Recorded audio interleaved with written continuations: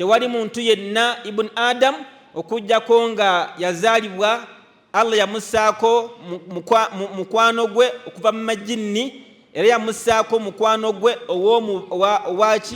owa malayika. Amakulu oliko malayika naki ne jinni. Malayika eri ku ddyo, ejinni kariinu ye eri kuki, eri ku kkono. Omubaka sallallahu alayhi wasallam bamubuuza nti wa iyaka ya rasulallah, naawe omubaka wa Allah oliko ejinni, oliko kariinu, oliko omuzimu? Nabbi sallallahu alayhi wasallam n'agamba nti ye nange ndiko omuzimu, illa anna Allah a'anani alayhi, ekyenjawulo nze Allah yansaasira yaginyambako, fa aslam, nekola etya, nesilamuka. Wala ya'muruni ila bi khairin, tendagira okujjako kola obuki, kola obulungi. Tegeeza nti emizimu egisigadde gyo tugisiramukanga.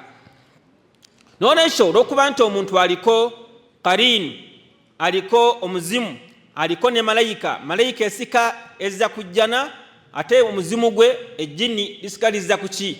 Ensonga lwaki olaba nti omuntu tuuka n'okaluubirirwa naddala ogenda kwebaka, empeera mpitirivu omuntu zaafuna singa aba yeebase ng'omubaka Muhammad sallallahu alayhi wasallam bwe yasomesa. Mathalan ng'okuggala oluggi, singa ogala oluggi oba omulyango ng'osomeddeko bisimillah, amajinni gonna nga nagatawaanya abantu ekiro agakuloosa obubi tegayingira, gasigala bweru.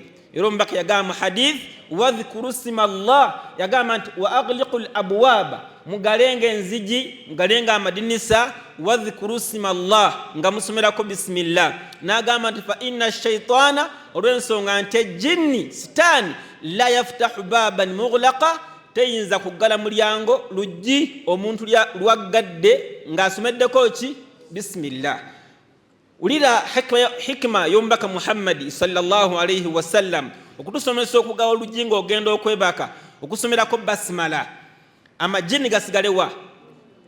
Mwe mukimanyi ng'eriyo n'ababbi ababbisa amajinni, atuuka butuusi ku luggi nga walugadde n'ossaako ne kufuru, naye n'akulaga nti aluggula n'akubba amasimu gonna, ogenda okudda engulu nga mu nyumba temuli kantu, tembawulirangako.